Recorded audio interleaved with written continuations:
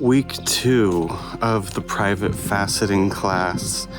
The weekend was uneventful. I thought I was going to have a grand adventure and go down and see the jewelry quarter of Birmingham, but actually instead I just spent the entire weekend working on my talk for this coming weekend's Scottish Gemology conference. So that's done. It looks really cool. I'm really excited to go up there at the end of this week. So this week, more faceting classes, more stone cutting, more gemstone cutting conversations, and probably a few little adventures here and there. So let's get the week going on a Monday.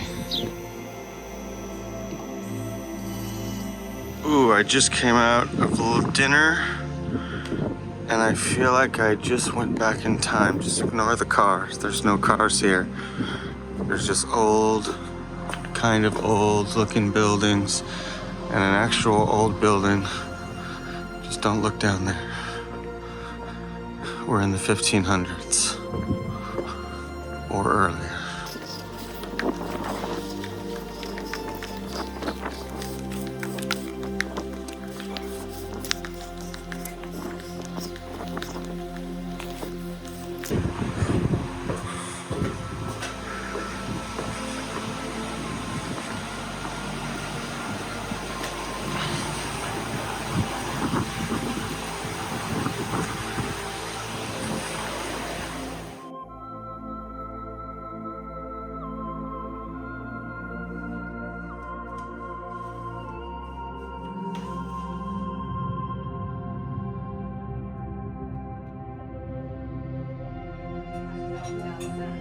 Just straight off. Took it off. This is a sweet pub. Wouldn't you just love to sit here, have a drink with the fire, looking at these cool paintings, classic, and then everything out here is so rowdy. Do you know what year we're looking on the left side of the screen? Yes, is this the right? First recut stone, and they're learning well. So last step, we just need to put in the table on this recut.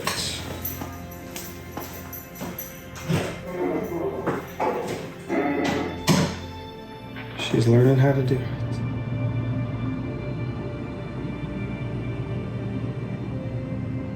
So I just drove 3 hours from the last evening of my 2-week faceting class, and now I have arrived at the hotel where the Scottish Gemmological conference is gonna happen for the whole weekend.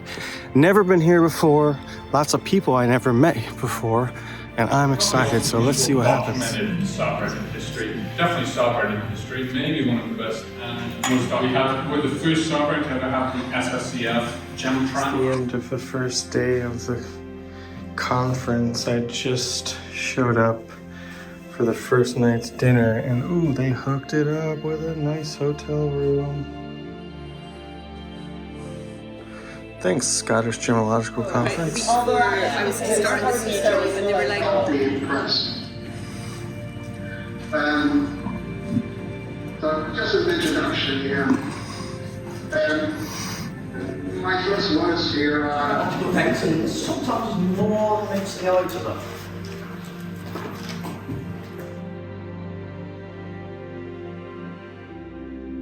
Is specialized in animal carvings. What's also interesting is the city of Ida Oberstein. I think we've been waiting for this for literally years. It was so prolific for people to start wearing jewellery that Justinian had had enough. There was no longer distinction between both heads. So he set down a law saying that emerald, sapphire, and pearl was going to be reserved just for the royal house. Now that seems quite a specific thing to do, but when you read the historical context of the time, people were even decorating their horses and bridles with gemstones. That's how much they were being worn by the common people.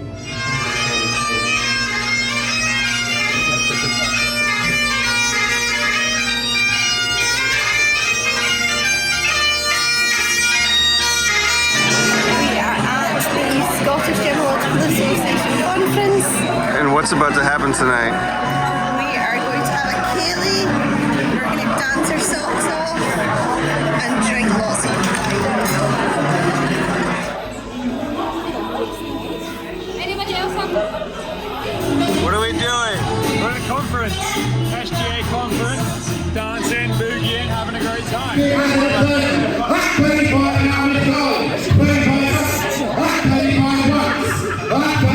Are you going to let him have it, ladies and gentlemen, at £35? All done once at 35, all done twice at 35.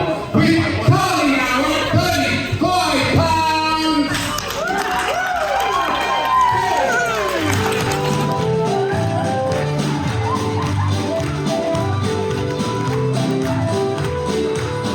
I'm using hardcore science.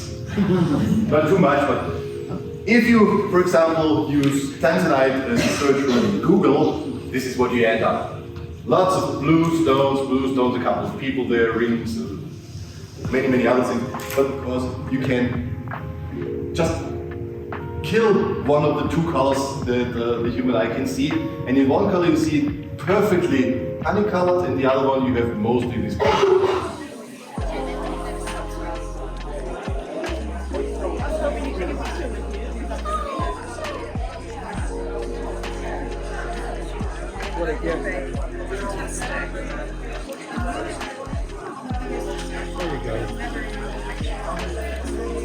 Shoulders on, gently succession, over the slope.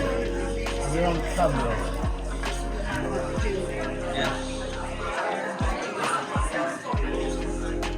Now the last collection I'll talk about is Charles Reginald Matthews' collection and his father Charles Matthews. So the Matthews were highly regarded lapidarists. His father opened a shop in Hatton Garden in 1894, and they were known for cutting many of the cashmere sapphires that came to Europe after their discovery in the 1880s.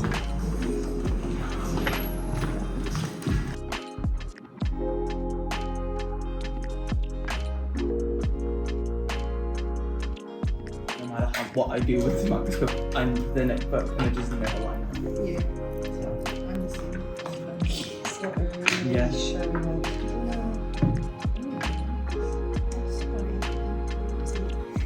There's more to see, isn't there? It's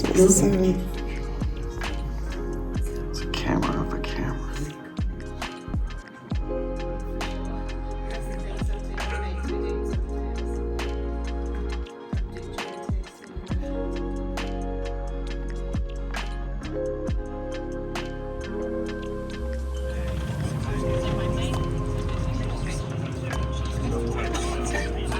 Yeah, she said to me, she told me that Charles